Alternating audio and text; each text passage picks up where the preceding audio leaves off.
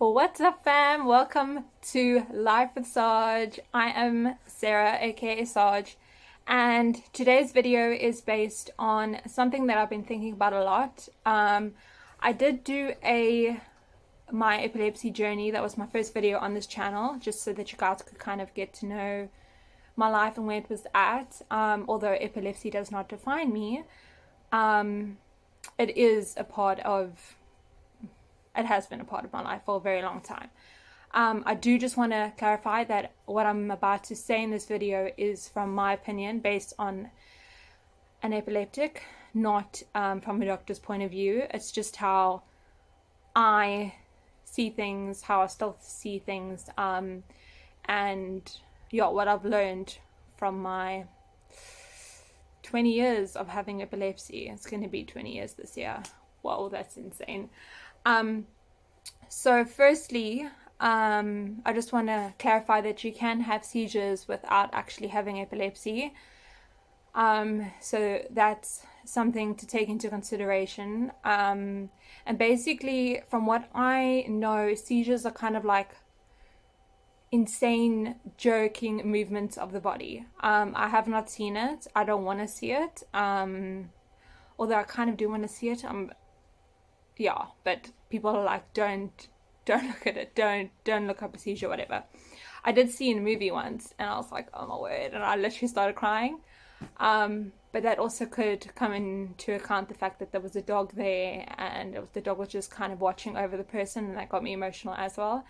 So that's just like a little side note for you guys. So I have not seen a seizure personally, but I do know what it feels like to experience one, and it's a very weird sensation. I don't know if you guys have ever been tumbled by a wave, a huge wave, and you're just like going like this, being tumbled, and you can't come up for air. That's exactly what it feels like. So, number one, if you were diagnosed when I was at 12 or even younger, it is flippin' scary. And when you come out, you are so confused, you don't know what's going on. So I'm just gonna speak about tips on seizures from an epileptic. And remember, once again, I am not a doctor, so please just take this from a person who suffers with epilepsy. So if you see somebody on the ground shaking and you're like, that's a seizure, I want you to kind of scope out the area where they are, and if you feel like they could bump their head into a cupboard, wall, something, roll them onto their sides, because that way they have a less chance of hurting themselves, and you kind of protecting them and making sure that they're safe. So basically find a safe space for them to have their seizure, and don't try to stop it. Don't restrain them, because they're going to have the seizure regardless. Do not put anything in their mouth. Yes, they do bite their tongue, and yes, it will bleed, but they won't bite it off to the point where they're going to swallow it. That is a complete myth. Your tongue is not able to do it. When you have a seizure, your body goes into a spasm. So in whatever kind of spasm it was, in whatever kind of position it was, it's just going to go like straight like that. And at least the muscles will go into a spasm. And as far as I know, is the tongue a muscle or an organ? It doesn't matter. All I know is that I have had a ton of seizures, and I've never bitten off my tongue. Yes, I've bitten my tongue, and it's literally like a little scrape on the side. So yeah, never ever put anything in the person's mouth. Do not restrain them. And then say, for instance, they are in the bath or in the pool and you start to see them having a seizure, basically just support their head so that they are their head and like their back, so that they don't have their head going underneath water, because then they could drown.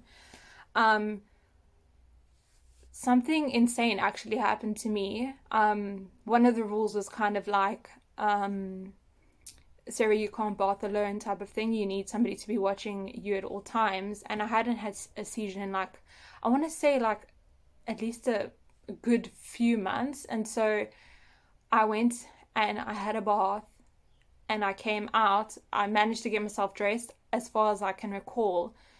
But my mom was like, she turned to my dad, or because I was walking towards like the lounge after coming out of the bathroom, and my mom was like, no, Sarah's had a seizure. She could tell from either the way I was walking. I don't exactly know specific details, but she was like, she's had a seizure.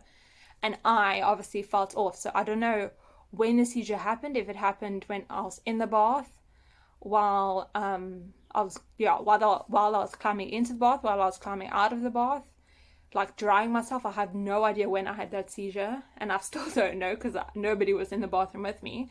But thankfully I didn't drown, because that could have been a potential risk. So yeah, water, seizures, hand underneath the head and supporting the body. They're going to make jerking movements, but just try keep them from drowning.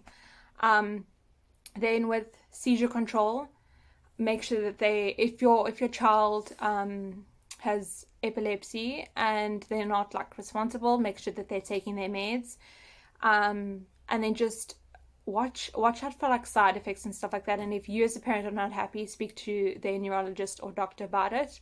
And if you as a patient are not happy, speak to the doctor about it and stuff like that.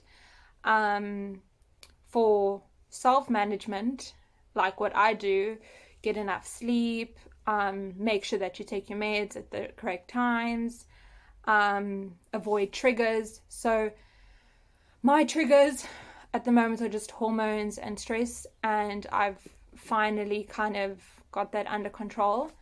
So still no seizures, thank goodness. But my early days, when I had tonic myclonic, it was kind of like headphones, flashing lights. Even when I was on the computer, I had a seizure. I would have seizures there constantly, and I think it's almost like fine motor, because typing could be it, and of course the light from the computer.